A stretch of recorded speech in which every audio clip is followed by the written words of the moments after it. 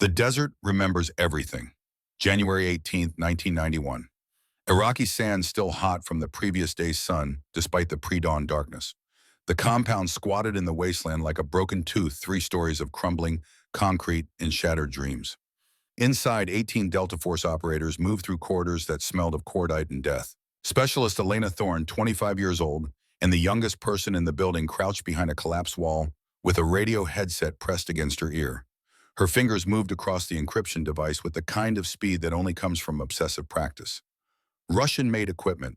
The Iraqis were using Soviet radio protocols, and Elena had spent 3 years at the Defense Language Institute, learning to think in frequencies and code.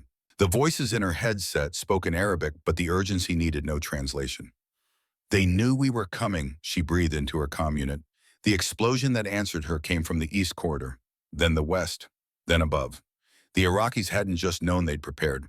RPG teams positioned at every choke point, machine gun nests covering every exit, 300 Republican Guard soldiers converging on 18 American operators who'd walked into a perfectly laid trap. Sergeant William Graves died first. Headshot, clean, professional.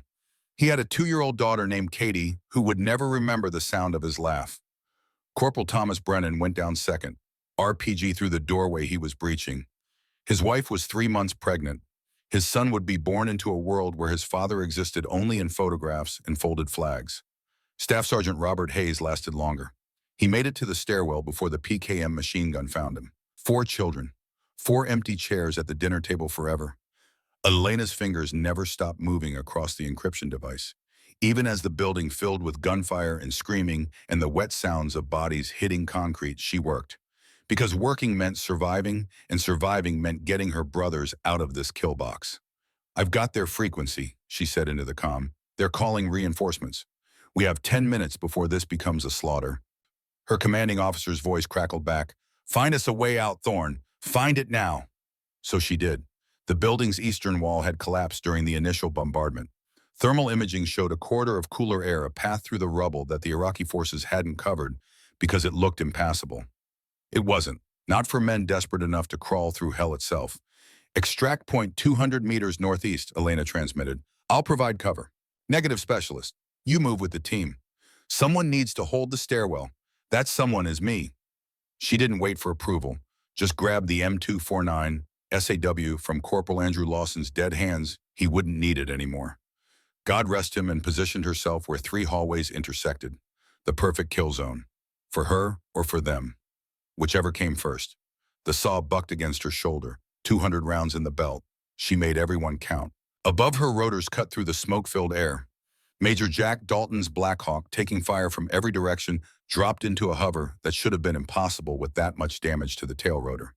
7 operators scrambled aboard.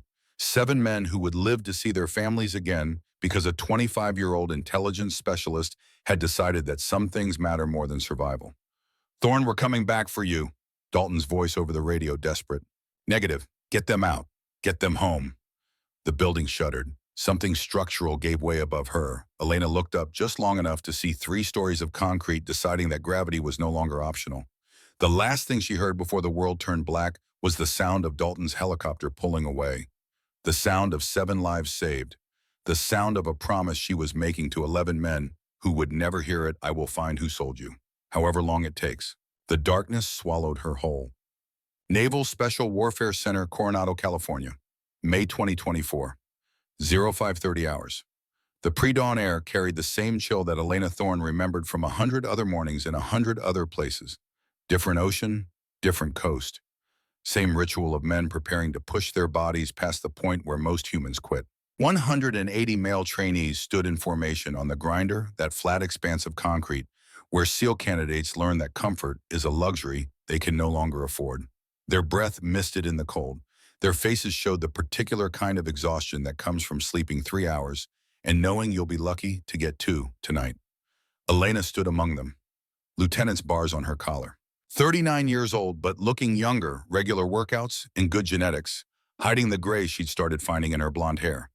Athletic build, 5'7", with a small scar under her jawline that most people never noticed. The kind of woman who could disappear into a crowd when she needed to, or command a room when circumstances required. On her right forearm, visible beneath the rolled sleeve of her combat shirt, a black widow spider spread its legs across tan skin. Intricate geometric patterns surrounded it.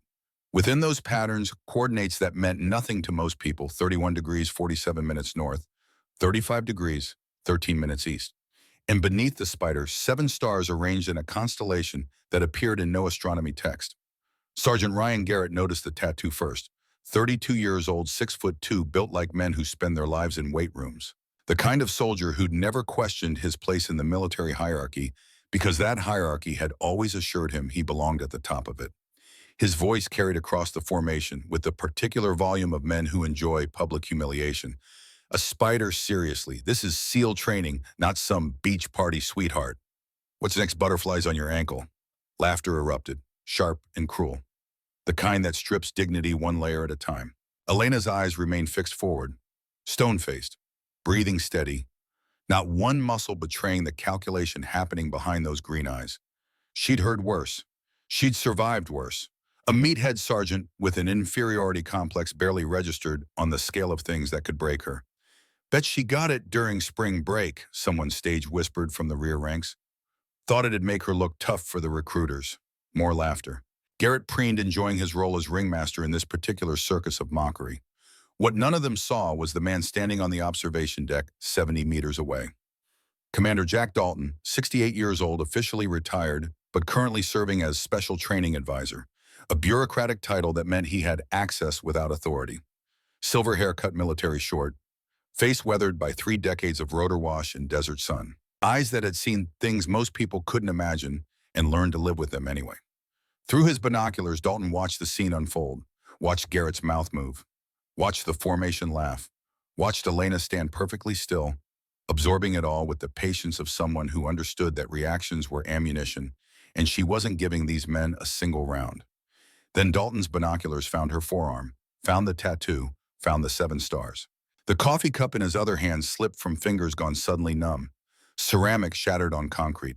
Dark liquid spread across gray like blood on sand. Jesus Christ, he whispered. It can't be. But it was. 33 years later, the ghost he'd watched disappear beneath a collapsing building in Iraq was standing in formation at SEAL training, letting herself be mocked by men who had no idea they were laughing at a legend. Instructor Brian Walsh approached Elena with the measured steps of a man who'd spent 20 years in special operations and developed a sixth sense for things that didn't add up. 45 years old, face like worn leather, eyes that noticed details other people missed. The tattoo was too intricate, too precise. The kind of work that came from military tattoo artists who understood that some ink carried meaning beyond decoration. Sullivan, he said, using the cover name Elena had enrolled under. That marking have some special meaning. Elena's gaze shifted to meet his. Direct, unflinching. Yes, sir, it does. Care to elaborate? No, sir. The silence that followed felt heavier than the 60-pound rucksack every trainee would carry within the hour. Then Garrett's laughter shattered it, triggering another wave of mockery that rolled through the assembled personnel like thunder before a storm. They assumed mystery meant nothing.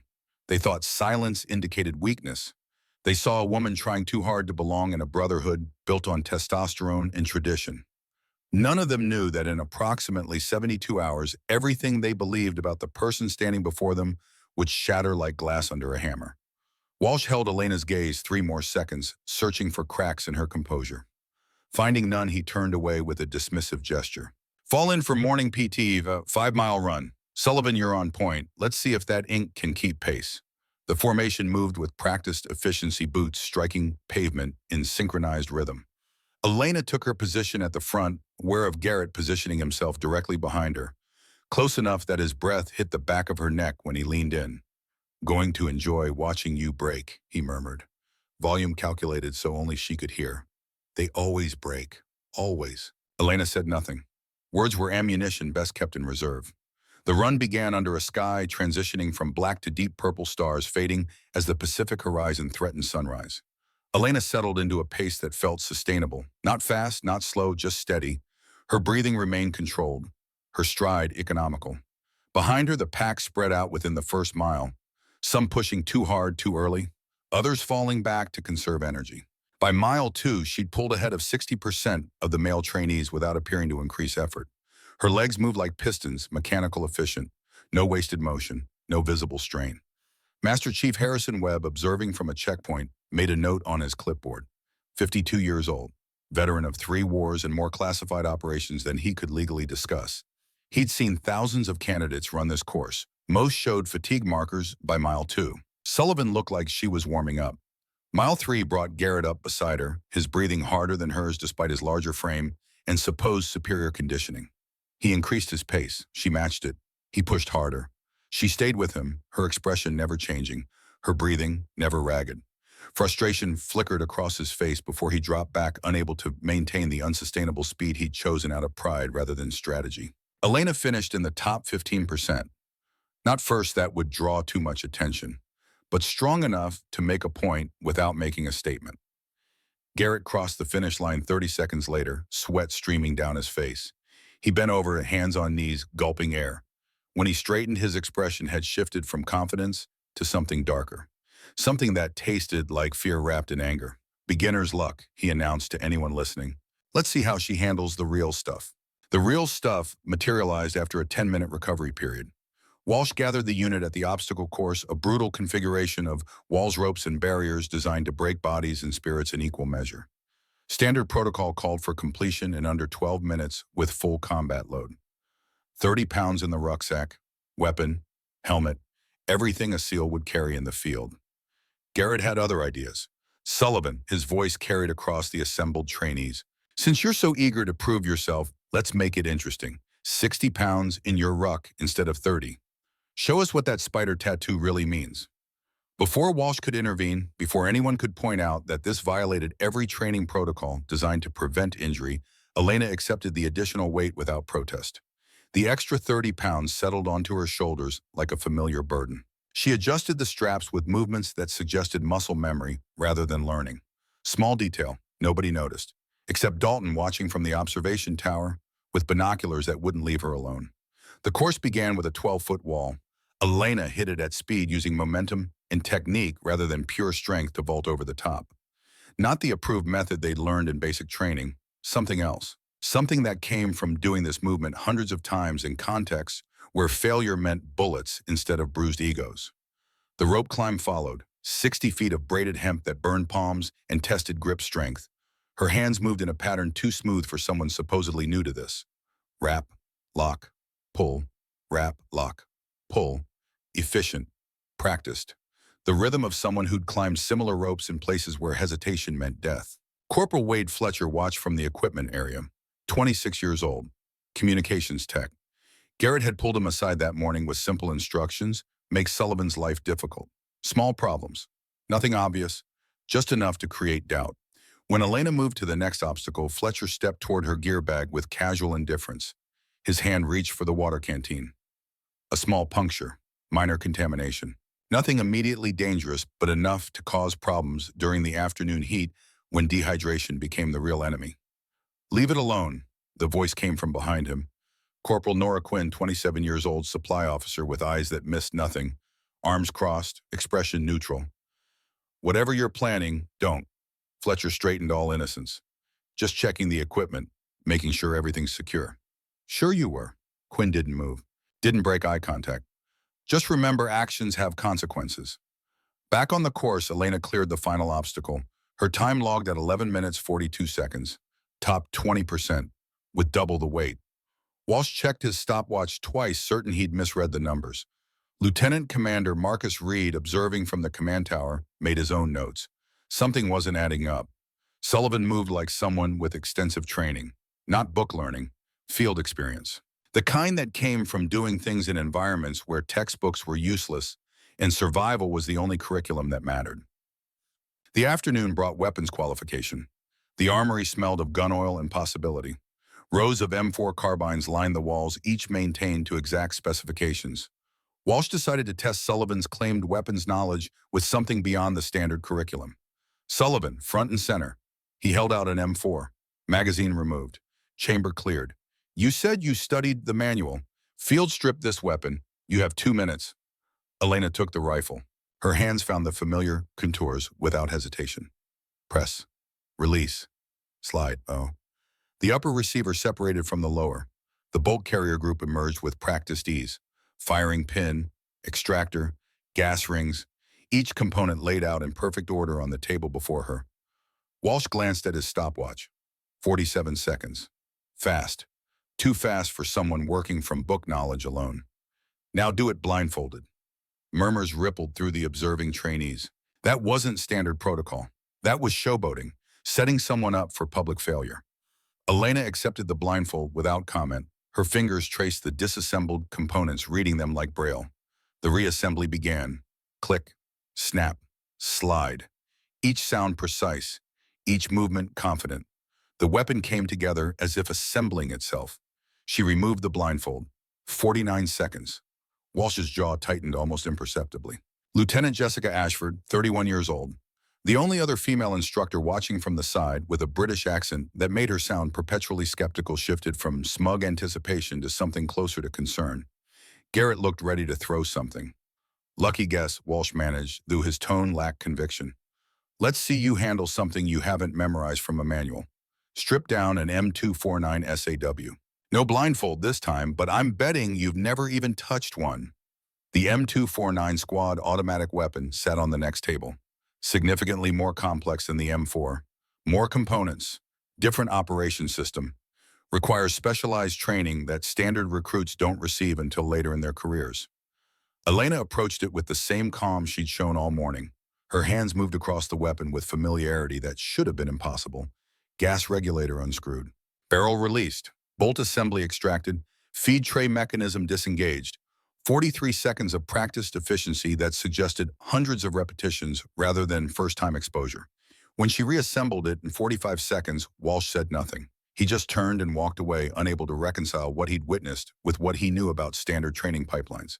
Ashford seized the moment of silence to plant seeds of doubt. She moved through the dispersing trainees with purpose, voice low but audible. Someone must have coached her beforehand. No way she learned that in basic. Probably got special treatment. Diversity quotas and all that. The rumor took root quickly. Whispers spread. Doubts multiplied. By evening, half the unit believed Sullivan had received unauthorized assistance. The other half remained uncertain, but suspicious. Only a handful kept their judgments in reserve. Master Chief Webb, Lieutenant Reed, and Dalton, who watched everything from positions that gave him sightlines without requiring interaction. Captain David Blackwood observed all of it from his office window overlooking the training grounds. 48 years old, 28 years of service. A man who'd enlisted during the tail end of the Cold War and built his career on certainty that there were right ways and wrong ways to do things. Female integration into SEAL teams represented everything he believed would compromise unit effectiveness. Political pressure from above, resistance from below. Sullivan embodied all of it, a woman quiet, seemingly competent, but unproven in real combat conditions. He made a decision. If Sullivan wanted to play in the big leagues, she'd face big league standards. No accommodations, no second chances. She'd succeed on merit or fail trying, preferably the latter. One failure would validate his concerns and end this social experiment before it corrupted the program further. That evening, after the unit had secured their gear and headed to the mess hall, Elena remained behind on the pistol range. The sun painted the Pacific in shades of orange and gold. Seagulls cried overhead. She loaded magazine after magazine, practicing speed reloads with movements that flowed like water. Draw, aim, fire, drop magazine, insert fresh magazine. Continue firing, no wasted motion, no hesitation. Times that would make competition shooters jealous. Petty Officer Rachel Winters, 24 years old, assigned to range maintenance, watched from the equipment shed. She'd been ordered not to interact with trainees, but something about Sullivan's isolation resonated. Winters knew what it meant to be the only woman in a male-dominated space. The subtle exclusions, the constant testing, the weight of representing an entire gender with every action. Permission to speak, ma'am, Winters approached when Elena paused to reload. Elena glanced over. You don't need permission. We're the same rank when the sun goes down. I just wanted to say, Winters hesitated, don't let them get to you. What they're doing, it's not right. They're testing me, Elena said, voice neutral. That's what this place does. It tests everyone. Not like this. Not with this much venom. Elena holstered her sidearm. The test isn't what they do to me. It's what I choose to do in response. The next morning brought another 5-mile run, but Garrett changed the rules. Sullivan leads again, but this time she sets the pace. Whatever pace she chooses, the entire unit matches. If anyone falls behind, the whole unit runs an extra 5 miles. Let's see how popular she is when her decisions affect everyone. Psychological warfare dressed as team building. If Elena ran too fast, she'd exhaust weaker runners and earn their resentment. Too slow, and she'd appear to be giving up, confirming suspicions of inadequacy. The perfect trap. She chose a pace designed to push without breaking. Sustainable discomfort, the kind that builds resilience rather than causing injuries. Mile after mile, she maintained the rhythm. Some struggled. None fell out. By mile 4, even Garrett had to acknowledge the intelligence of her pace selection. By mile 5, the unit crossed the finish line together. Grudging respect flickered in a few eyes. But respect from subordinates meant nothing if leadership remained hostile. That afternoon, Captain Blackwood pulled Elena aside during a water break. His expression held no warmth, no encouragement, just cold assessment. "Sullivan, I'm going to be direct. You don't belong here. I'm recommending your dismissal from the program. You can withdraw voluntarily and maintain dignity or wait for the formal paperwork. Your choice." Elena met his gaze without flinching. "With respect, sir, I'm not withdrawing. I've met every standard, exceeded most. Standards aren't just physical, Lieutenant. It's about fit, cultural compatibility, unit cohesion. Your presence creates friction that undermines effectiveness." "Permission to speak freely, sir," Blackwood gestured impatiently. "Granted. If my presence creates friction, the friction exists because of how others choose to respond, not because of my actions. I've followed every order, met every requirement.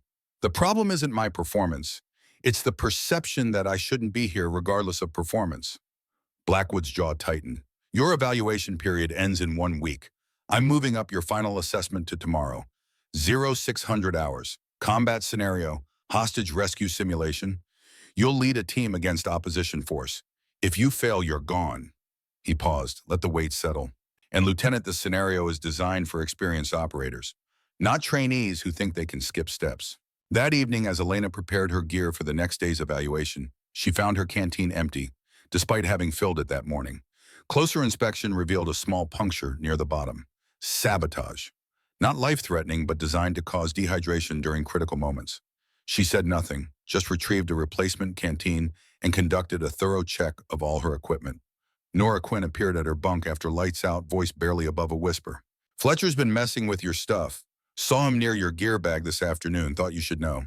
Appreciate the heads up. Why don't you report it, file a complaint? Because complaints require proof. Proof requires investigation. Investigation creates drama that distracts from the mission. I handle my own problems." Quinn studied her in the darkness. "You're not like other people, are you?" Elena's response came after a pause long enough to be deliberate. "We're all the same when the bullets fly. That's when truth shows up." Quinn left without another word, but something in Elena's tone made her wonder what bullets the lieutenant had already faced.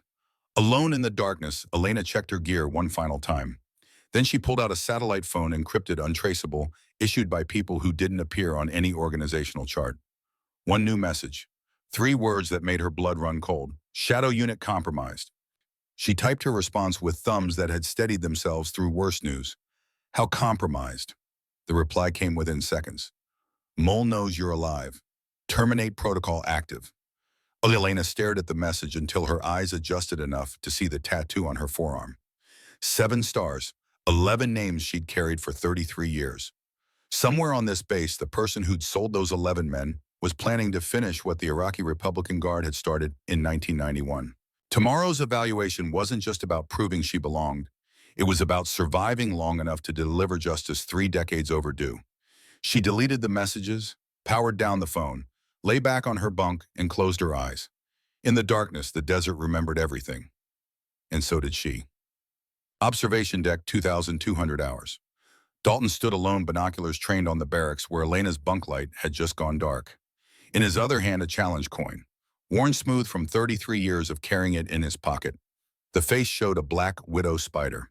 7 stars, coordinates that still appeared in his nightmares. He'd received this coin from a man who'd saved his life in a valley that didn't appear on any map. A man who'd told him that only 7 people in the world had earned this marking, all reported killed in action during a classified operation that officially never happened. Dalton flipped the coin, caught it, flipped it again. A nervous habit born from nights when sleep wouldn't come and memories wouldn't leave. Tomorrow, Elena would walk into a combat scenario designed by people who wanted her gone. She'd face opponents who didn't know they were being used by someone with 33 years of practice at staying hidden. He couldn't warn her without blowing his cover, couldn't protect her without revealing that he knew exactly who she was. All he could do was watch and hope that the woman who'd survived an Iraqi ambush, a building collapse, and 33 years of hunting ghosts still had enough fight left to survive one more day. The coin flipped one more time. Caught. 7 stars facing up. Like a promise. Like a prayer. Like a countdown to something that would change everything. The kill house squatted in the pre-dawn darkness like a monument to violence contained. 3 stories of reinforced concrete and ballistic glass built to withstand the kind of punishment that happened when highly trained operators practice the art of controlled aggression. Inside its walls, men learned the difference between killing and murdering. Outside, instructors learned which candidates possessed the judgment to know when each was necessary. Sullivan stood in the staging area at 05:45 hours 15 minutes before the evaluation would begin. Her gear hung on her frame with the particular balance of someone who'd worn it so many times it had become a second skin. 60 pounds of equipment that most people would struggle to carry for a mile felt like nothing more than the weight of purpose. Commander Jack Dalton found her there checking her rifle for the 3rd time. The kind of nervous habit that wasn't nervousness at all, just a ritual that operators performed when the difference between living and dying came down to whether a magazine seated properly. "Walk with me," he said quietly. Not an order, not quite a request. Something in between that suggested urgency without advertising it. They moved to a corner of the staging area where acoustic dead space and poor lighting created a pocket of privacy in plain sight. "The evil's compromise," Dalton said without preamble. "Ashford accessed the armory at 0200 hours. Security footage shows her leaving with something concealed under her jacket." Sullivan's hands never stopped moving across her rifle. Check the chamber, check the selector switch, check the optics mounting screws. Each movement precise. Practiced. The kind of weapon maintenance that became meditation when your life had depended on equipment, reliability more times than you could count. "I know," she said simply. Dalton's voice climbed half an octave before he caught it. "You know, then why the hell are you still going through with this? Because if I abort now, she walks. 15 years of hunting ends with nothing. 11 families never get closure. The names on my arm stay unavenged." She finally looked up from her weapon. Green eyes held something that made Dalton's chest tighten, not fear but acceptance. The kind that came from making peace with outcomes that couldn't be controlled. "She swapped ammunition," Sullivan continued. Voice clinical, detached. "Training rounds for live 5.56. The plan is elegant in its simplicity. Garrett shoots me during the breach. Everyone assumes equipment malfunction. I'm dead before anyone realizes what happened. Ashford files a report. Investigation finds no intentional wrongdoing. Life continues." Jesus Christ. You're describing a murder plot and you're talking about it like it's a weather forecast. "I've survived worse weather, Jack." The use of his first name the first time she'd done so in 6 weeks of maintaining short made the moment feel more real, more dangerous, more final. Dalton grabbed her shoulder, forced her to meet his eyes fully. "In 2009, when that building came down in Kandahar, I thought I'd lost you. I carried that guilt for 15 years. 15 years of wondering if I could have done something different. If I could have pulled you out instead of leaving you behind. Don't make me do it again." Something in Sullivan's expression softened. Just for a moment. Just long enough for the woman beneath the operator to show through. The woman who remembered what it felt like to be buried under 3 stories of concrete, wondering if the next breath would be her last. "Jack, I appreciate what you're trying to do, I do. But this is what Shadow Unit 7 was built for. Operating in situations where the official rules don't apply, where justice requires methods that can't be acknowledged in congressional hearings or official reports. The unit was built for hunting foreign threats, terrorists, insurgents, not suicide missions against traitors in our own ranks. Isn't that exactly what makes her more dangerous?" Sullivan released the charging handle on her rifle. The metallic snap punctuated her point like an exclamation mark. "Ashford's been here for a decade, Jack, training our operators, shaping the next generation, sitting on promotion boards, writing fitness reports that determine who advances and who gets passed over. How many missions has she compromised? How many operators has she influenced? How many more lives will she cost if we don't stop her today?" Dalton wanted to argue, wanted to pull rank that he technically didn't have anymore, wanted to abort the mission and drag Sullivan out of here by force if necessary. But he'd spent 35 years in special operations, and he knew that look in her eyes. The look that said the decision was already made, had been made years ago. Possibly the moment she'd crawled out of that collapsed building in Afghanistan and learned that someone had sold her team's coordinates for $500,000. "What do you need from me?" he asked instead. "Be ready to move when things go sideways. They will. And when they do, I need you to make sure Garrett doesn't become another casualty. He's an asshole with the emotional intelligence of a brick, but he's not a murderer. He doesn't know he's been set up to be one." Dalton nodded slowly. "Anything else?" Sullivan smiled. "Small, sad, real. If this goes wrong, there's a safe deposit box at First California Bank Coronado branch. Box 7714. Keys in my personal effects labeled as my sister's spare house key. Everything you need to prove Ashford's guilt is in there. Bank records, communication intercepts, testimony from Afghan intelligence sources. Use it. It won't go wrong. It might. 15 years of hunting could end in the next 12 minutes. And if it does, I need you to finish what I started. Tell the families I tried. Tell them their people mattered. Tell them I never stopped hunting." Before Dalton could respond, Instructor Walsh's voice cut through the staging area like a blade. "All personnel to briefing positions. Evaluation begins in 10 minutes. Sullivan turned away, but Dalton caught her arm one more time. His grip was tight enough to leave marks, desperate enough to convey what words couldn't. "Those 7 stars on your tattoo," he said. "I've spent 15 years wondering what they really mean. The official story says 7 survivors, but there's something else there, isn't there? Something you've never told anyone." She looked down at her forearm where the black widow spider seemed to move in the artificial light. 7 stars beneath it, each one perfect. Each one representing a promise that most people wouldn't understand. "Each star is a promise I made to the fallen," she said quietly. 11 men died because someone sold them. I promised their families I'd find who did it. I promised myself I'd make it right. Today I keep one of those promises, however it ends." Then she was moving toward the briefing area, and Dalton was left standing alone with the terrible certainty that he was about to watch someone he cared about walk into a deliberate ambush with nothing but skill and determination as armor. The desert remembered everything. So did the people who survived it. And sometimes remembering was the heaviest burden of all. Formation at 0600 hours sharp, 180 trainees plus instructors and observers creating a sea of bodies and expectations. Captain Blackwood stood on a platform where everyone could see him, could feel the weight of his authority pressing down like barometric pressure before a storm. "Today's evaluation is simple in concept, brutal in execution," he announced, voice carrying across the assembled personnel with parade ground precision. "Hostage rescue scenario. 3 civilian hostages held in a fortified structure by hostile forces. Unknown number of hostiles. Realistic threat profile. 12-minute time limit from breach to extraction." He paused. "Let the parameters settle into minds already calculating odds and strategies and the 100 ways this could go wrong. Lieutenant Sullivan, you will lead a rescue team. Your teammates will be randomly selected from this formation. You will have no advanced planning time, no intelligence briefing beyond what you can observe, no support beyond what your 4-person team provides. This simulates real-world conditions where missions go sideways and operators must adapt in real time or die trying." Blackwood's eyes found Sullivan in the formation, held there, weighted with judgment and expectation in the particular skepticism of men who'd never had to prove they belonged. "You fail any objective hostage death team casualties time violation, the evaluation ends in failure. Failure means dismissal from the program, effective immediately. No appeals, no second chances, no political pressure will change that outcome. Are the parameters absolutely clear?" "Crystal clear, sir," Sullivan replied, voice steady as bedrock. No tremor, no hesitation.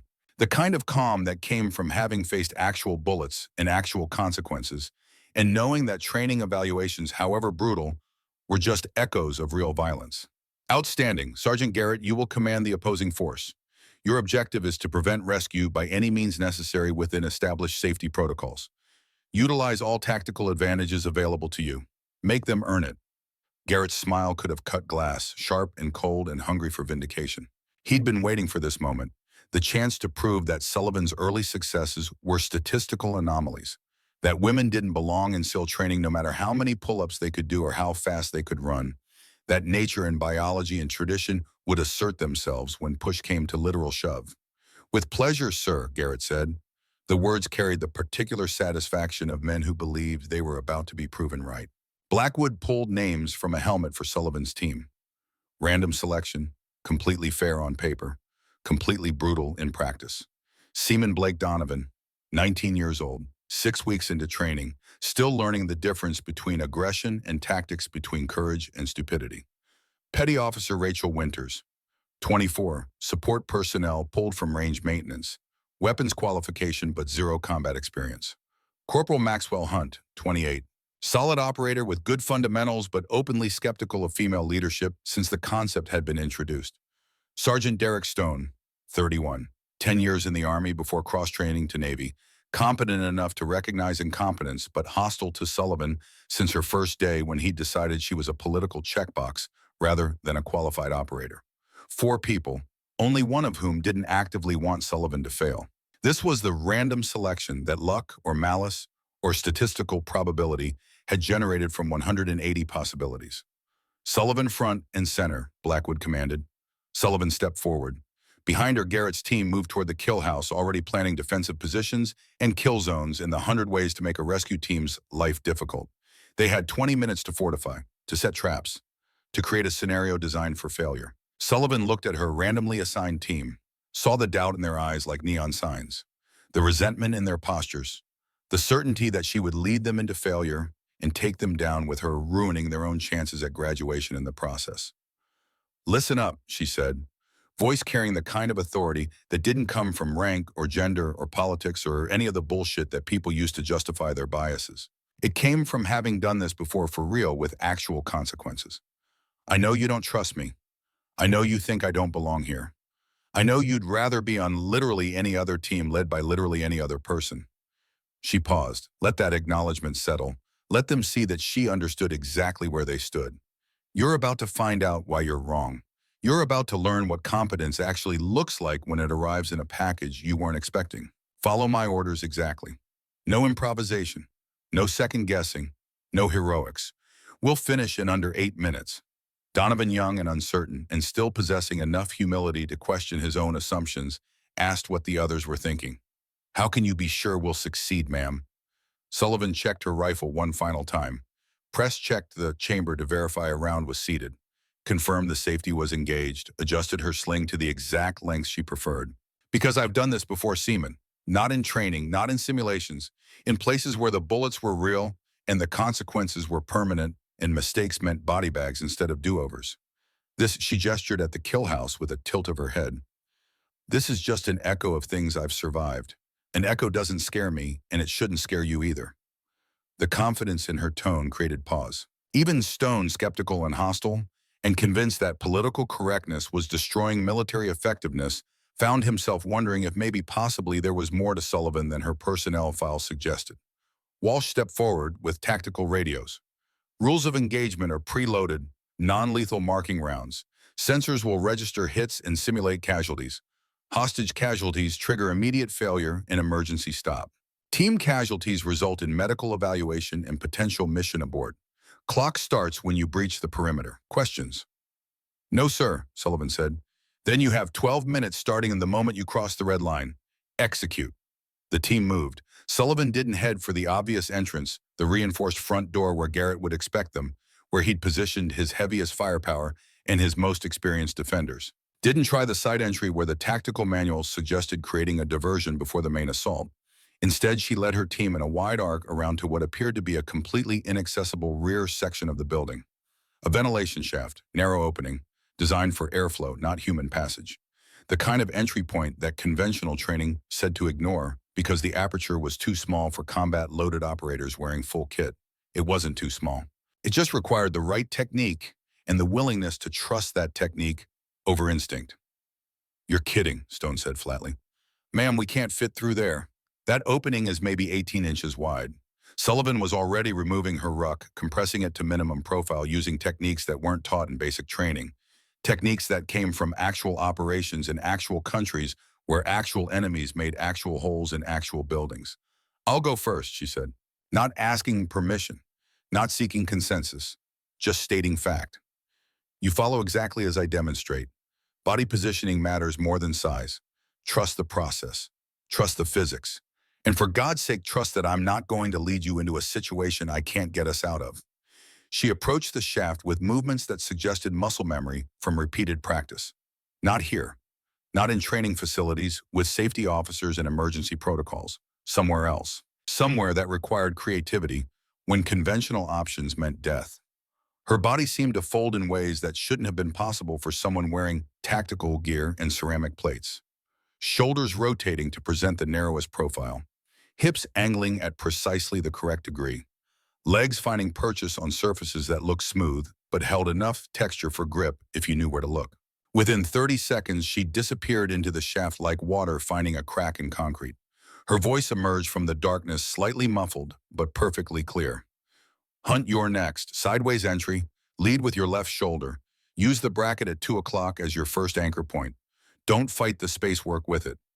One by one, the team followed, struggling more than Sullivan had, cursing quietly in the creative ways that military personnel cursed when they were uncomfortable but not quite ready to admit defeat. But following, because whatever else Sullivan might be, woman outside her political statement, she clearly knew what she was doing. They emerged in the building's basement, completely bypassing the ground floor defenses that Garrett had spent 20 minutes constructing, completely avoiding the kill zones and choke points and overlapping fields of fire that should have turned any conventional assault into a massacre. Stone stared at Sullivan with something approaching respect, breaking through his skepticism like dawn through clouds. Where the hell did you learn that entry technique, ma'am? Later, right now we move. Hunt, you've got point. Stone rear security. Winters, stay tight on my 6. Donovan, you're our floater fill gaps as they develop. Hand signals only from here forward. We go loud when we have no choice, but silence is our friend until it isn't. Floor 1 was supposed to be fortified, machine gun positions at every choke point. Defenders with overlapping fields of fire creating interlocking kill zones. The kind of setup that should have turned any assault into a meat grinder of simulated casualties and failed objectives. Sullivan's team came from below, through a maintenance access that tactical doctrine said was too small to matter, too inconvenient to defend. They were inside the defenders' decision loop before those defenders realized the attack had begun. 3 opposing force members neutralized in 90 seconds. Paint rounds marking center mass hits before return fire could be organized, before radio calls could warn upper floors, before Garrett's carefully constructed defense could respond to threats from unexpected vectors. In the control room, Walsh keyed his radio to Blackwood, voice tight with something that might have been concern or might have been impressed recognition. Sir, her approach vector isn't in any manual. This is professional level tactical thinking. This is operational experience, not textbook theory. Blackwood's response was terse, clipped, the voice of a man watching his assumptions collide with reality and not enjoying the process. Continue observation. Document everything. Floor 2 took longer. 2 minutes of careful movement through corridors designed to channel attackers into predetermined kill zones. Room clearing with techniques that combined elements from multiple doctrines, CQB methods from one school corner, clearing from another, communication protocols from a third, all synthesized into something uniquely effective. The team followed Sullivan's hand signals. Not quite standard, not quite anything they'd been taught, but clear enough in intent, precise enough in execution, and undeniably effective in results. Winters, moving through the corridor with her rifle up and her finger indexed along the receiver, felt something click in her mind, a realization that came with the force of revelation.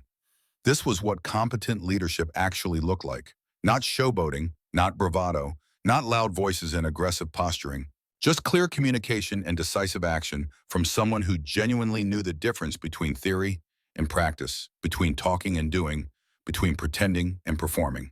Garrett, positioned on floor 3 with his best people and his most elaborate defenses, finally realized through fragmented radio reports that the assault had begun from an unexpected vector. His voice crackled over the comms net with the particular frustration of men whose plans were unraveling. All units there inside. 2nd floor. Cut them off at the stairwell. Don't let them reach the 3rd floor. Too late. Sullivan's team had already identified the stairwell as a choke point to avoid. They were taking a different route, through a damaged section of wall that looked structural but was actually cosmetic repair from a previous training evolution. Another unconventional path that conventional thinking would overlook because it didn't appear on the floor plans or in the tactical briefing packets. In the control room, Blackwood watched the tactical display with growing unease that manifested as tightness in his jaw and shoulders. Sullivan was operating at a level that didn't match her file, didn't match her claimed experience, didn't match anything he understood about training pipelines and skill acquisition and the normal progression from basic to advanced capabilities. Something was wrong, or something was very, very right in ways he couldn't explain with the information he possessed. Floor 3. The hostages were positioned here according to scenario parameters. Garrett knew it. Sullivan knew he knew it. The question was whether she could reach them before Garrett's positioned forces could respond to threats they were only now beginning to understand. Ashford, monitoring from a separate observation post with a sight line into the kill house, keyed her radio. The frequency was encrypted. The signal routed through equipment that wasn't part of the official training infrastructure. The recipient was Garrett, though he didn't know the transmission wasn't coming through approved channels. "Target entering your sector," Ashford's voice said, distorted through encryption, filtered through electronic noise, unrecognizable as her own. "Execute on sight." Garrett raised his rifle, saw Sullivan through the doorway, centered the sight picture on her chest exactly as he'd been trained to do thousands of times before. Applied the fundamentals. Breathing controlled. Trigger finger taking up slack. Front sight post sharp and clear against the target. Squeeze the trigger. The sound was wrong, not the compressed air pop of marking rounds, not the hollow thump of simulation ammunition, the sharp, unmistakable crack of live 5.56 millimeter fire. The sound that every combat veteran recognized instantly. The sound that shouldn't exist in a training environment with multiple safety protocols, in weapons inspections, and ammunition controls. Garrett's training took over before conscious thought could intervene. Finger off trigger, weapon pointed in safe direction. Mind processing information that shouldn't be possible. "Lave rounds," he shouted, voice carrying the particular urgency of men who understood that mistakes with real ammunition meant real casualties. "Cease fire, we have live ammunition in play. All personnel cease fire immediately." The door burst open. Dalton, moving faster than a 68-year-old man should be able to move, tackled Garrett with the kind of violence that came from protecting lives rather than following rules. The rifle discharged into the ceiling. Not the hollow pop of training rounds. The real sound of real bullets chewing real concrete and real rebar and sending real fragments ricocheting through enclosed space. Chaos erupted like a dam breaking. Training protocols engaged across the facility. Alarms blaring with the particular pitch that meant actual emergency rather than drill. Personnel evacuating to designated safe areas with the speed that came from practiced emergency response. Walsh on the radio demanding to know who authorized live ammunition. Blackwood descending from the control room with fury and confusion written in equal measure across his face.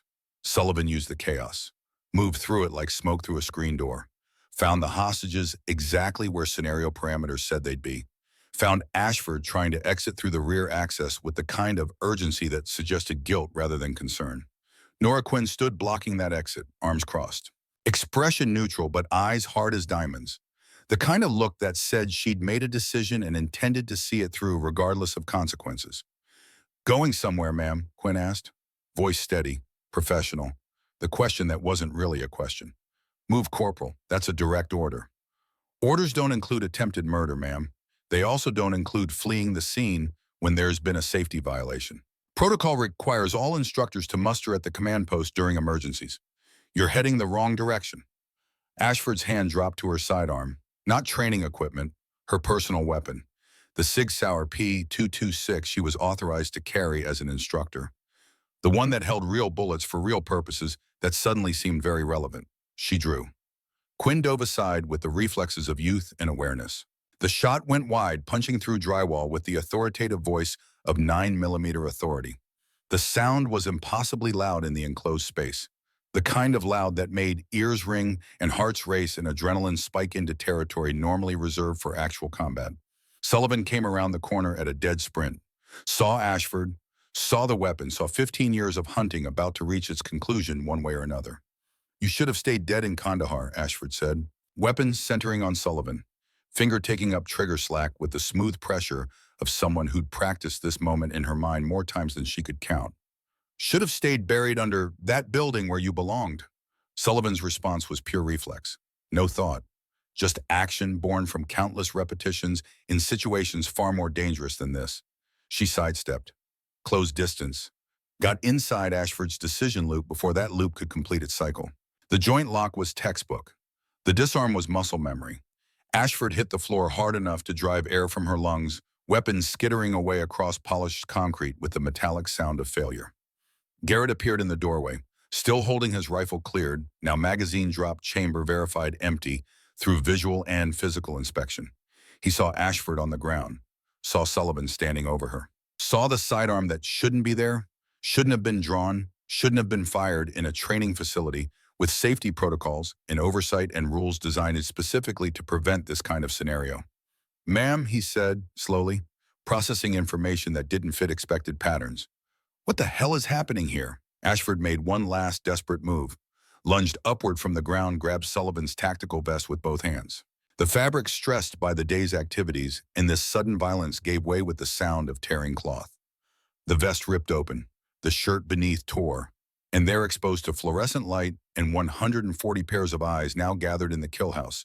Despite evacuation orders, Sullivan's complete tattoo became visible. Not just the black widow spider they'd mocked that first morning. The full design. Geometric patterns forming coordinates that had meaning for people who understood classified operations. 33 degrees, 56 minutes north, 69 degrees, 13 minutes east. Kandahar province. The valley where Shadow Unit 7 had operated. Numbers woven into the web like encryption. SU-70004. And beneath the spider 7 stars arranged in a pattern that matched no constellation but held meaning for those who knew. Beneath those stars, barely visible, even now micro-engraved text. 11 names that most people in this room had never heard, but some would recognize from classified briefing materials and operation after action reports that carried security classifications above top secret. The training yard went silent, absolutely silent. Even the alarms seemed to pause in their cycling, creating a pocket of quiet that felt unnatural after so much chaos. Master Chief Harrison Webb, standing near the back of the assembled crowd, whispered something that only those nearest heard. But the whisper carried weight that made it louder than shouting. "Holy God! Shadow Unit 7, the ghost of Kandahar." Recognition rippled outward like shockwaves from an epicenter. Not everyone knew what Shadow Unit 7 meant. Most didn't, but enough people did.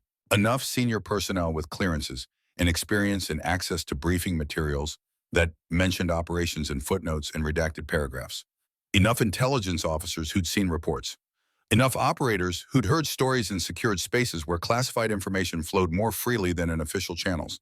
Shadow Unit 7 wasn't just elite, it was legend. Ghost stories told in spaces where security clearances were checked at the door. Operations that officially never happened. 7 survivors from a mission that should have killed everyone. 7 operators who'd walk through fire and come out the other side carrying scars that most people couldn't imagine surviving.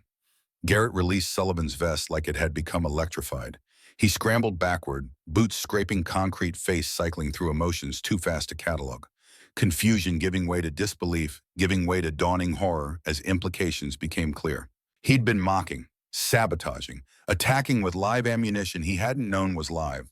Not a struggling trainee, not a diversity hire, not a political statement, but an operator whose credentials made his own 10 years of service look like orientation week. Stone took 3 involuntary steps backward. The skepticism he'd carried for 6 weeks dissolving like sugar in acid. Every assumption he'd made, every doubt he'd expressed, every moment of resistance. All of it recontextualizing in real time as he understood that competence had been present all along. He just hadn't recognized it because it arrived in a package he hadn't expected. Winter's hand went to her mouth. Every moment of doubt she'd experienced, every whispered conversation she'd overheard, every rumor she'd dismissed as too fantastic to believe, all of it clicking into place like puzzle pieces forming a picture she should have seen earlier. Lieutenant Jessica Ashford's face showed pure terror, because she knew, had known the moment Sullivan appeared in training 6 weeks ago, had recognized the tattoo pattern from classified briefings she'd accessed 15 years ago when she was a junior intelligence officer with too much access and too little oversight. She'd thought all of Shadow Unit 7 died in 2009. The official reports said so. The casualty list confirmed it.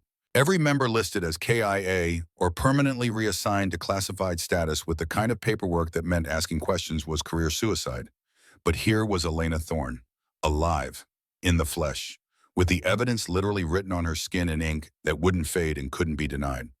Dalton descended from the observation tower with measured steps. His bearings shifted to match the moment's gravity. When he reached the kill house floor, he came to attention before Sullivan, with the precision of parade ground formality. His salute was parade ground perfect, the kind reserved for Medal of Honor recipients and four-star generals and people who'd sacrificed in ways that transcended normal military service.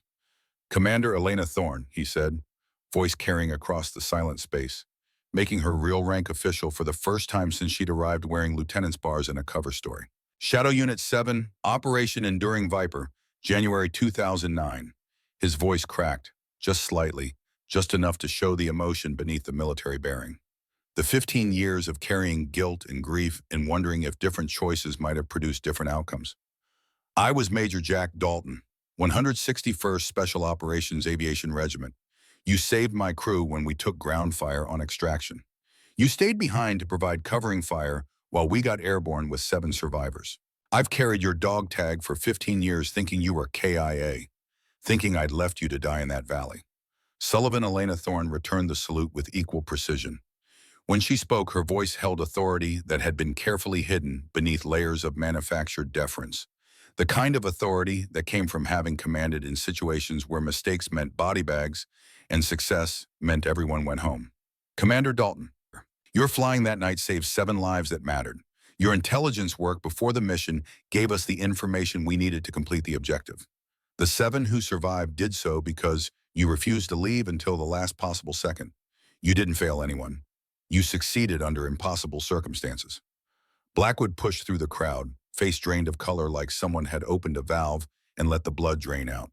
He removed his cover, approached Elena with steps that looked like they caused physical pain. "Commander Thorne." His voice shook with emotions he was struggling to process. "Rose, I tried to dismiss the most decorated covert operative in U.S. military history. I failed to recognize capability because I was blinded by preconceptions that had nothing to do with your qualifications and everything to do with my own biases."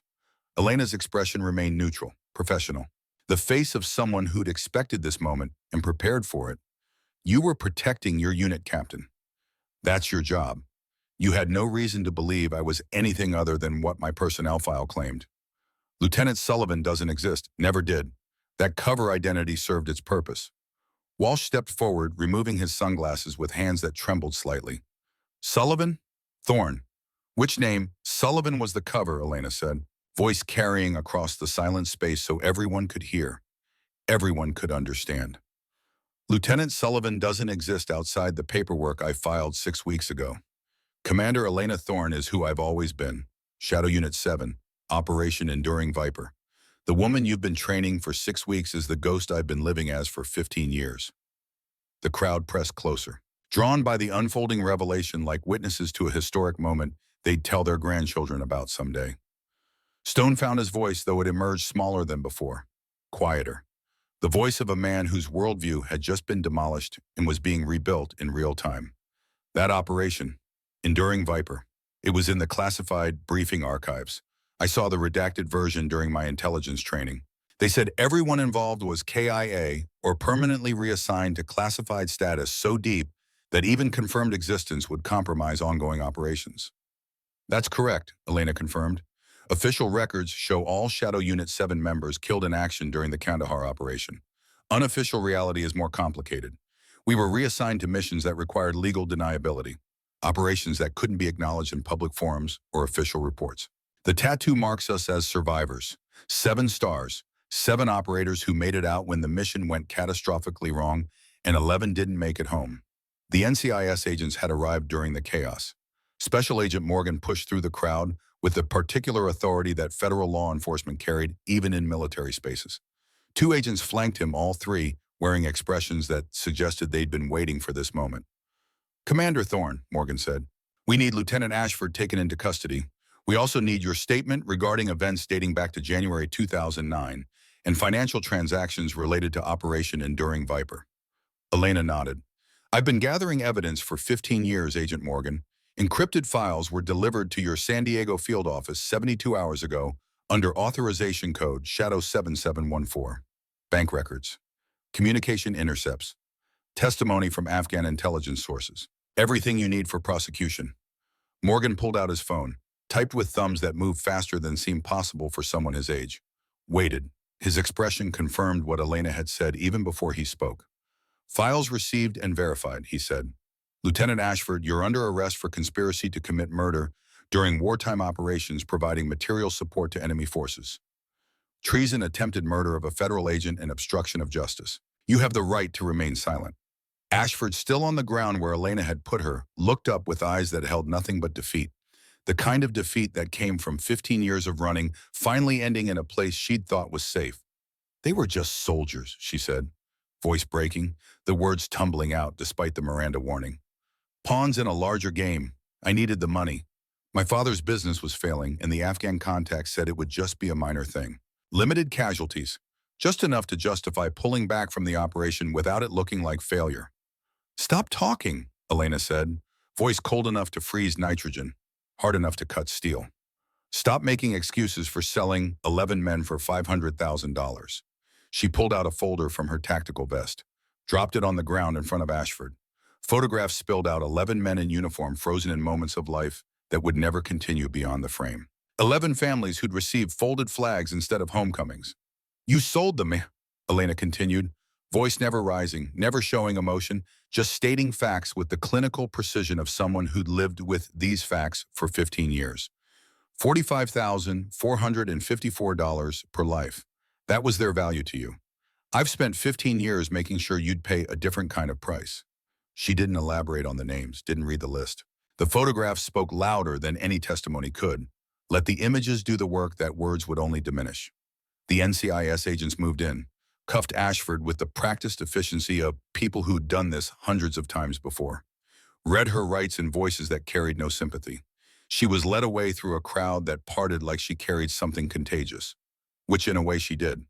Betrayal, the kind that infected everything it touched and left scars that never fully healed. As sunset painted the Pacific in shades of orange and gold, the training facility underwent a transformation that went beyond policy or protocol. 180 trainees who'd begun the day certain about who belonged and who didn't were ending it with questions they'd never thought to ask. Garrett stood at the edge of the grinder, staring at his hands like they belonged to a stranger. These were the hands that had mocked, had sabotaged, had nearly killed someone whose credentials made his entire career look like a warm-up exercise. Stone found him there, stood beside him in silence for a moment before speaking. I've been in the military 12 years, Stone said quietly. Thought I'd seen everything. Thought I knew what competence looked like. Turns out I didn't know shit about recognizing excellence when it didn't arrive in the package I expected. Garrett nodded, couldn't find words that felt adequate to the moment. She could have destroyed us, Stone continued, could have made us look like fools in front of everyone. Instead, she used us, made our bias part of her evidence, made our assumptions into data points in a larger investigation. That's a level of strategic thinking I can't even comprehend. Yeah, Garrett managed. Yeah, it is. They stood together as the sun finished setting, two men confronting the reality that their assumptions had been weapons pointed at the wrong target. Dalton found Elena on the observation deck where he'd spent so many hours watching her endure what she shouldn't have had to endure. She stood at the railing, looking out over the Pacific as stars began to emerge in the darkening sky. 15 years, he said, not a question, just acknowledgement of time that couldn't be recovered. 15 years, Elena confirmed, and it's not over. Ashford's going to prison for life. The investigation's complete. The families will get closure. What's left? Elena turned to face him. The fading light caught the scar under her jawline, the one from the building collapse in Kandahar, the one that reminded her every morning that she'd survived when she probably shouldn't have. What's left is making sure it doesn't happen again. Ashford was one traitor, one person who sold coordinates for money and got 11 people killed. How many others are out there? How many other operators are selling intel, compromising missions, getting our people killed for profit? That's not your job anymore. You've done your part, more than your part. My part isn't done until the system that allowed Ashford to operate for 15 years gets rebuilt from the ground up, until we create something better. Something that can't be corrupted as easily. Her phone buzzed. She pulled it out, read the message. Something in her expression shifted, not quite a smile, but the foundation that smiles were built on. What is it? Dalton asked. Elena showed him the screen. Encrypted message from a sender identified only as SOCOM actual. 3 lines that changed everything. Phase 1 complete. Phase 2 authorization approved. Report to Nevada in 72 hours. Bring nothing. Expect everything. Nevada, Dalton said slowly. understanding dawning like sunrise. That's where Shadow Unit 7 was originally based. Before they scattered you to the wind after the Kandahar operation, before the official disbandment that wasn't really a disbandment. They're not rebuilding it, Elena said. They're reimagining it. Shadow Unit 7 was created to hunt foreign threats in places where official military operations couldn't go. The new version hunts domestic ones. Traitors, moles, people like Ashford who wear the uniform while selling out the people who trust them. Dalton was quiet for a long moment. When he spoke, his voice carried the weight of decades. You're going to need operators. People you can trust, absolutely. People who've proven themselves under conditions that revealed their true character. I know some candidates. Elena's smile became real, full, the kind that transformed her face from professional operator to someone who still remembered what hope felt like. So do I. Spent the last 6 weeks evaluating them under conditions designed to reveal exactly who they were beneath the surface. Understanding dawned across Dalton's weathered features. That's what this was really about. Not just catching Ashford, not just documenting bias in training protocols. You were recruiting. Multi-purpose mission, Elena confirmed. The best kind, achieve multiple objectives with a single operation. Catch a traitor. Document systemic problems. Identify potential operators who demonstrated something rare, which is the ability to question their own assumptions when presented with contradictory evidence, to recognize when they were wrong and actually change their behavior, to demonstrate integrity under pressure when nobody was watching and there were no consequences for failing. That's harder to find than marksmanship or tactical skills or physical fitness. Those can be taught. Character, that's either there or it isn't. Her phone chimed. Response from Rachel Winters. Whatever you need, ma'am, I'm in. Another chime. Nora Quinn, Nevada sounds good. When do we leave Blake Donovan? Does this mean what I think it means? Elena typed back. Shadow Unit 7. New generation, new mission. Interested. Donovan's response came within seconds. Yes, ma'am, absolutely yes. Dalton watched the exchange with something approaching wonder. You're building a team. I'm building something better than a team. I'm building a legacy that learns from past mistakes.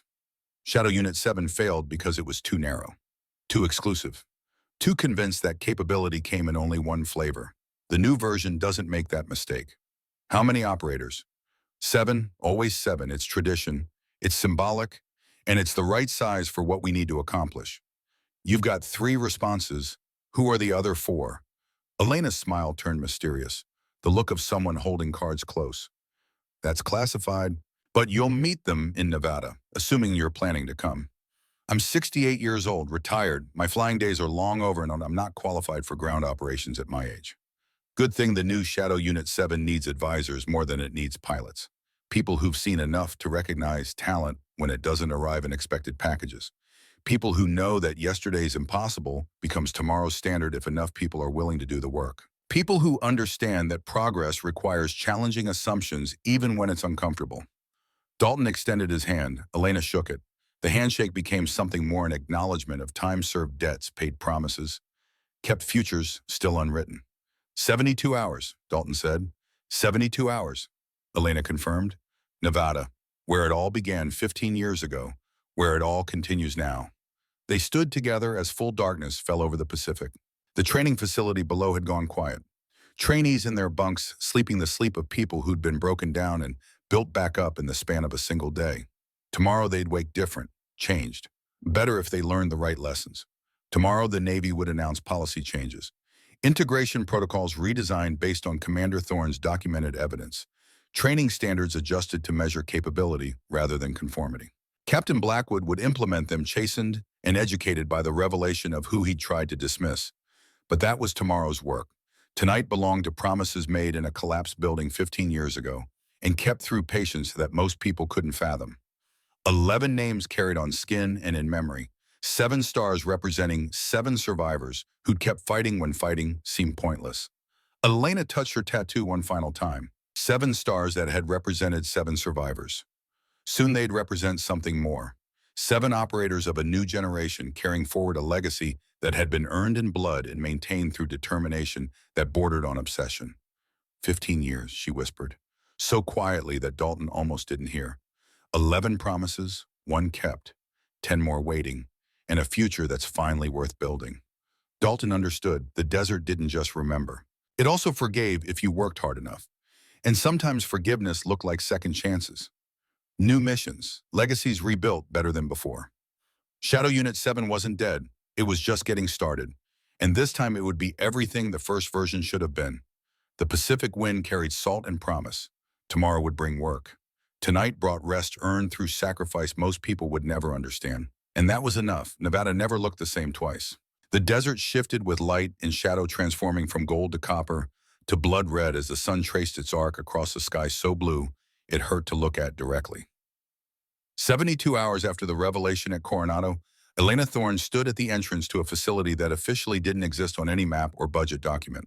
The compound that squatted 30 miles outside of Nellis Air Force Base, accessible only by a road that disappeared from satellite imagery through methods that remained classified. Chain link fence topped with razor wire. Guard towers that looked unmanned but weren't. Biometric scanners at 3 separate checkpoints. The kind of security that said important things happened here and those things would stay secret.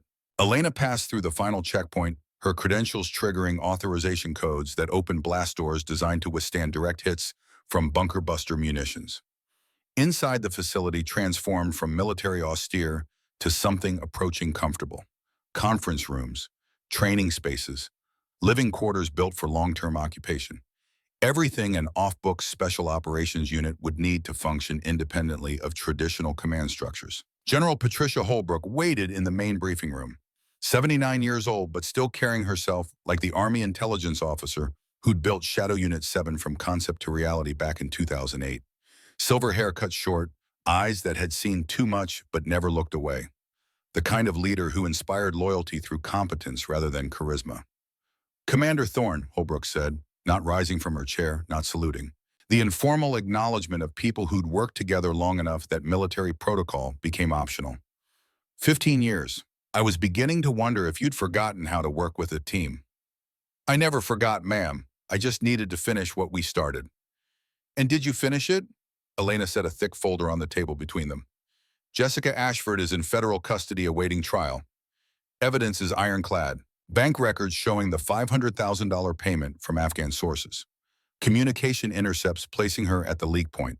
Testimony from 3 separate intelligence agencies confirming her role. She'll spend the rest of her life in Leavenworth." Holbrook opened the folder, scanned the contents with the speed of someone who'd spent 50 years reading classified documents.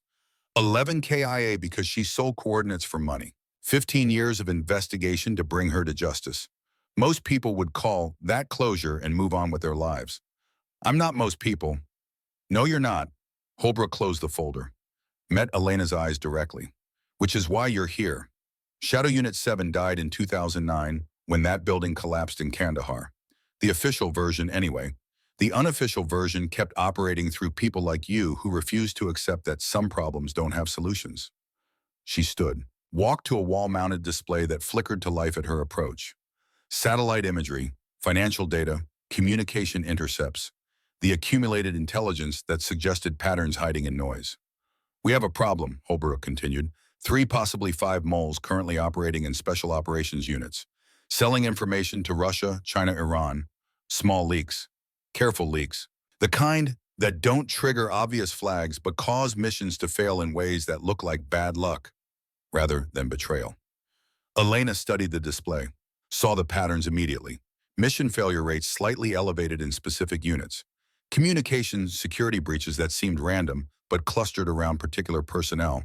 Financial anomalies buried deep in banking records. "Ashford wasn't an isolated case," Elena said. "Ashford was the symptom we could see. These others are smarter, more careful. They've learned from the mistakes that got people caught in the past. Traditional counterintelligence methods aren't working because these people know how those methods operate. They're gaming the system from inside. You need operators who can go deep cover, long-term infiltration, people willing to disappear into assignments that might last years. I need Shadow Unit 7 rebuilt for a different mission, not hunting terrorists in foreign countries, hunting traitors in our own ranks." Holbrook turned from the display. "I need you to build it. 7 operators, your choice, your command, complete operational autonomy with oversight only from me and 2 others whose names you'll never know." Elena had known this was coming, had known since the encrypted message 72 hours ago. had spent the flight to Nevada thinking about who she'd already chosen and who still needed evaluation. I have 4 confirmed, she said. Rachel Winters, Nora Quinn, Blake Donovan, Jack Dalton as senior advisor. I need 3 more. What about the personnel who failed to support you at Coronado, the ones who bought into the bias and discrimination? Some of them learned, demonstrated capacity for growth. Ryan Garrett asked for voluntary demotion and additional training in unconscious bias recognition. Derek Stone submitted a formal apology and requested assignment under my command if I'd have him. Maxwell Hunt has been mentoring the next class of female candidates using what he learned from watching me operate. Holbrook raised an eyebrow. You'd trust them after what they did.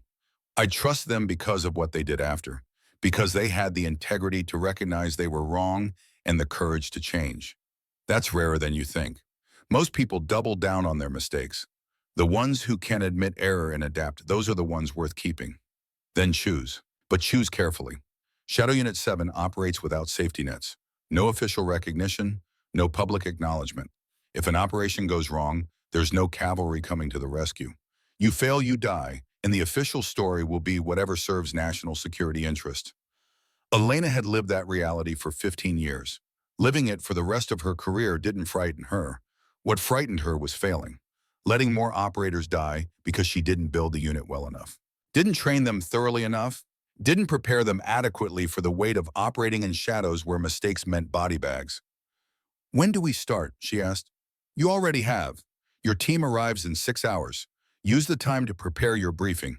And Commander, Holbrook's expression softened fractionally. Welcome home. The arrivals came in staggered intervals over the next 6 hours, each one processed through security. Each one briefed on the classification level and consequences of unauthorized disclosure. Each one making the choice to step into something that would define the rest of their lives. Rachel Winters arrived first, 24 years old, but carrying herself with the confidence of someone who'd found purpose. She'd spent the last 3 days reading everything she could about Shadow Unit 7's history, piecing together the story from declassified fragments and informed speculation. Ma'am, she said when Elena met her in the reception area, I need to know before we go any further. Is this about revenge? About hunting down everyone who ever wronged you? No, Elena said simply. It's about prevention. About making sure the next generation doesn't face the betrayals our generation endured. About building something that protects operators from threats they shouldn't have to worry about. Winters nodded. Then I'm in. Completely in. Whatever this requires. Nora Quinn arrived next. 27 years old with the kind of situational awareness that made her notice things other people missed. She'd caught Wade Fletcher sabotaging equipment, had stood up to Ashford when it would have been easier to stay silent, had demonstrated integrity when the cost of integrity was personal risk. I've been thinking about what you said at Coronado, Quinn told Elena during their private conversation, about the test being what we choose to do in response to what's done to us. I want to be someone who chooses correctly, who acts with integrity even when nobody's watching. That's why you're here, Elena confirmed. Blake Donovan came third, 19 years old and still processing the revelation that the lieutenant he'd been assigned to assist was actually a decorated commander with operational experience he couldn't imagine. He'd spent 3 days wrestling with questions about assumptions and judgment and how quickly certainty could become foolishness. I don't know if I'm qualified for this, ma'am, he said honestly. I'm still learning, still figuring out what kind of operator I want to be.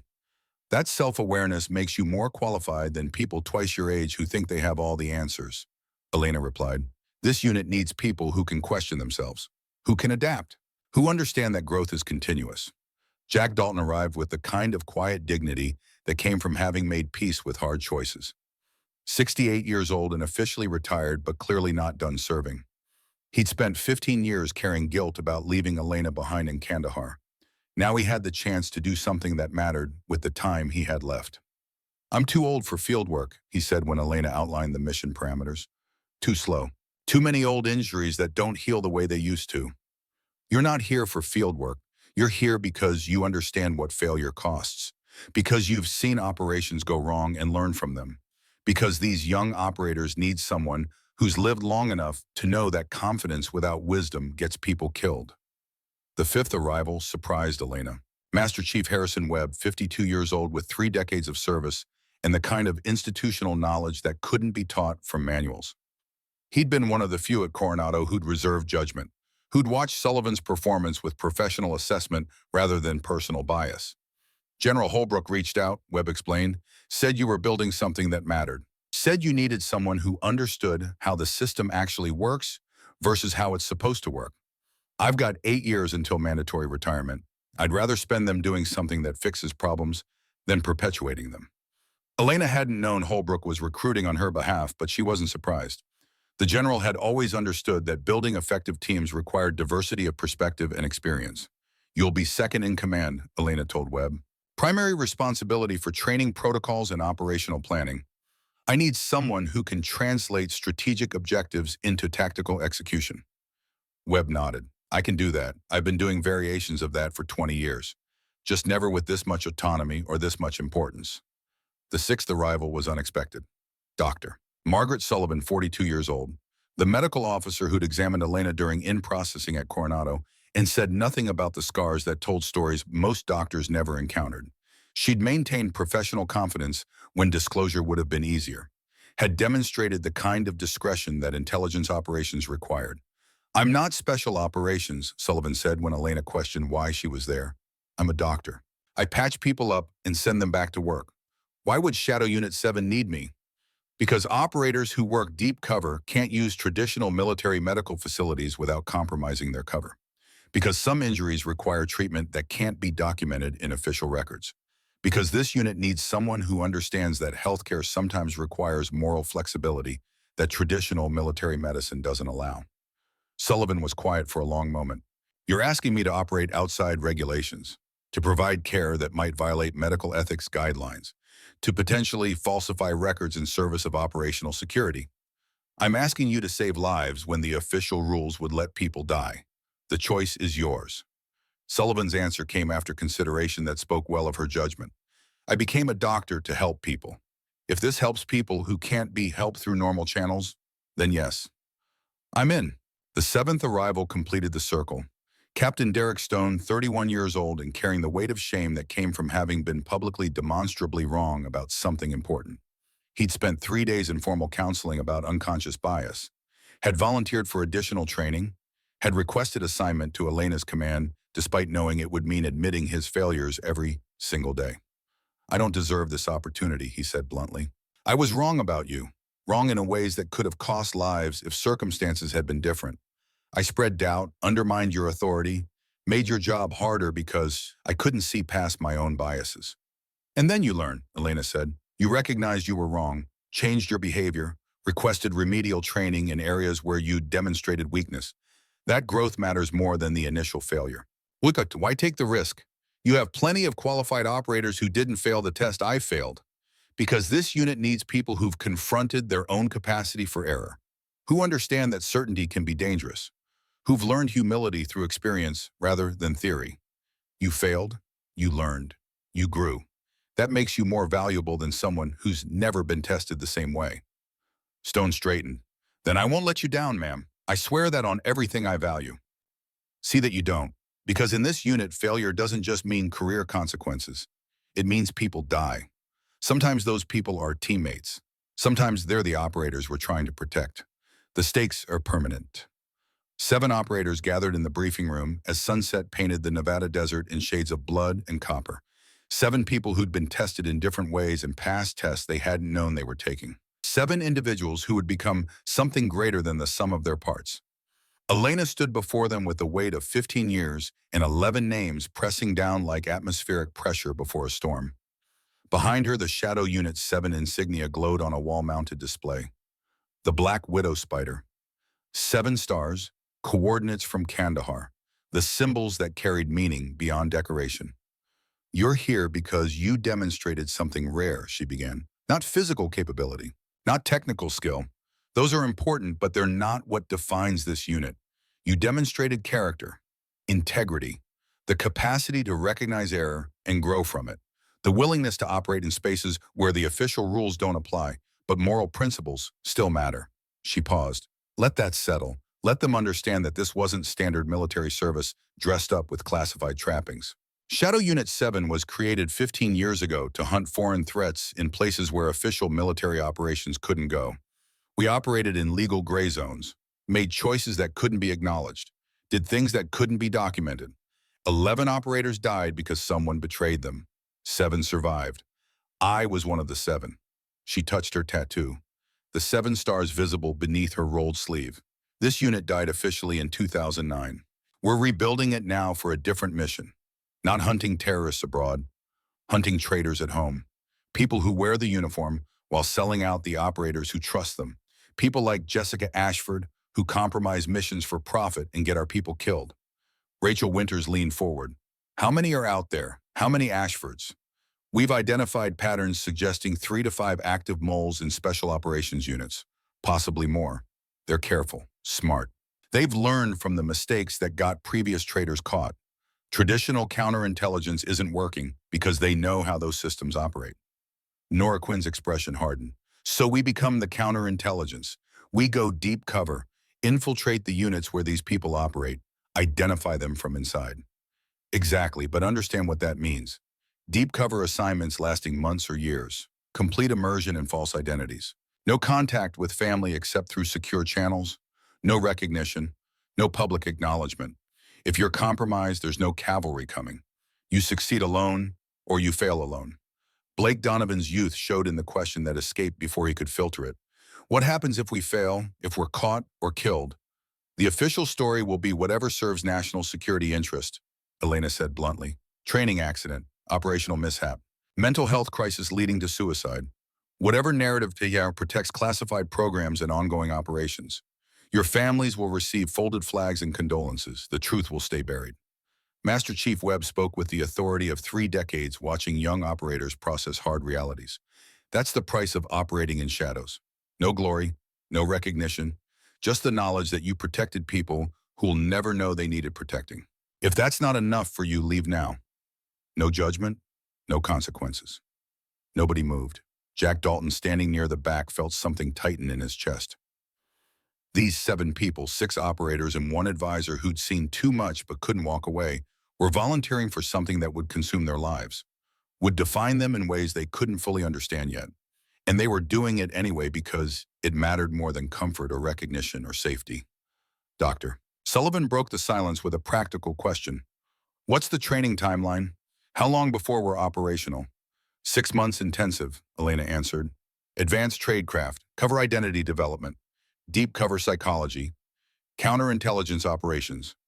By the time we're done, you'll be able to maintain false identities under interrogation, operate independently in hostile environments, recognize patterns that traditional intelligence misses. Derek Stone raised his hand. Old habit from formal schooling. And after training, what's the first operation? Elena glanced at Holbrook, who nodded permission to disclose. We've identified a unit at Fort Bragg with statistically impossible mission failure rates. 3 operations in the last 8 months compromised before execution. No obvious security breaches, no electronic intercepts, no evidence of traditional espionage, but someone's talking. Someone with access to planning materials and operational timelines. You want us to infiltrate Fort Bragg, Stone said. Figure out who's leaking. Build evidence that would stand up in court-martial. That's the first mission. After that, there are 2 more units under investigation. And after those, we'll identify new targets based on patterns we discover. This isn't a single operation. It's a continuous mission that doesn't end until we've rooted out every traitor we can find. Rachel Winters stood. When do we start training?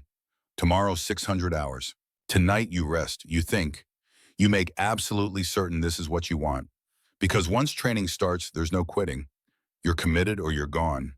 Those are the only 2 options. The briefing concluded as full darkness fell over the Nevada desert.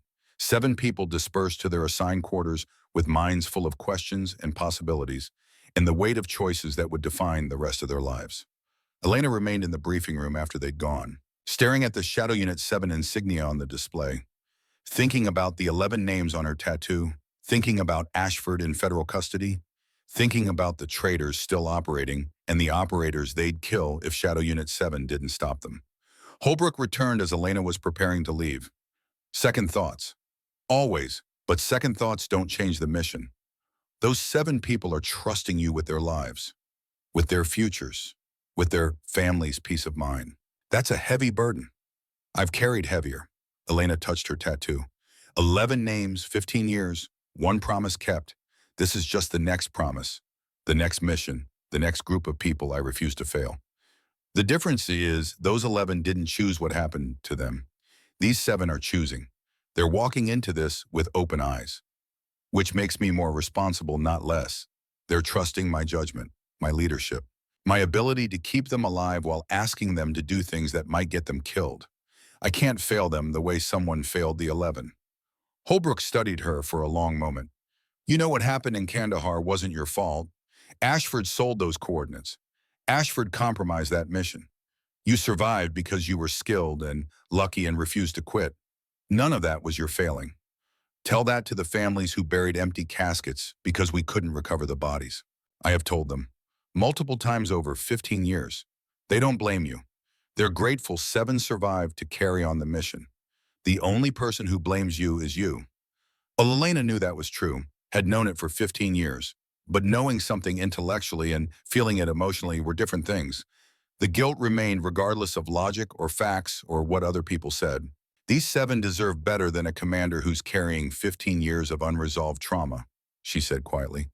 These 7 deserve a commander who understands what failure costs, who will do everything possible to prevent them from experiencing what you experienced, who will lead from experience rather than theory. Your trauma makes you better at this, not worse, as long as you don't let it consume you. Outside, the Nevada desert stretched toward horizons that disappeared into darkness. Somewhere out there, 3 to 5 traders were operating with confidence that they wouldn't be caught. Confidence born from having evaded detection for months or years. Confidence that traditional counterintelligence methods couldn't touch them. They didn't know Shadow Unit 7 was hunting them. Didn't know 7 operators were preparing to infiltrate their worlds. Didn't know their time was running out. Elena walked to her quarters through corridors that had housed operators before her. Shadow Unit 7 had died in 2009 when a building collapsed in Kandahar. But it had never really died. It had just waited for the right moment to return. Tomorrow, training would begin. 6 months of intensive preparation to transform 7 individuals into a cohesive unit capable of operating in shadows. 6 months to build something that would honor the 11 who died and protect the countless others who didn't know they were targets. In her quarters, Elena opened a small case she'd carried from Coronado. Inside, 11 dog tags, the ones she'd recovered from the Kandahar collapse, the ones that should have been returned to families but had been deemed too classified to release, the ones she'd kept for 15 years as a reminder of what betrayal cost. She laid them out on her desk, read each name, remembered each face, made the same promise she'd made 15,000 times before. I found one, she whispered to the names. Jessica Ashford is in custody, justice served. But there are more, and I swear on everything I am that I'll find them too. That these 7 operators will stop the next 11 from dying. That Shadow Unit 7 will prevent the betrayals we couldn't prevent. The dog tags gleamed in the lamplight. 11 promises, 1 kept, 10 waiting, and a future that might finally be worth the sacrifices the past had demanded. Shadow Unit 7 was reborn. Not as it had been, but as it needed to be. 7 operators, 1 mission, complete commitment to protecting those who couldn't protect themselves from threats they didn't know existed. The desert remembered everything. The fallen, the survivors, the betrayals and the justice that followed. And now, finally, the desert would witness what came next. Not revenge, not closure, but continuation. The legacy carried forward by people who understood that some fights never ended. They just found new warriors to carry them.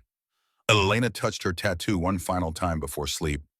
7 stars, 11 names, 15 years, and tomorrow a new chapter in a story that was just beginning. The watch never ended, but the watchers changed, and these watchers would be ready.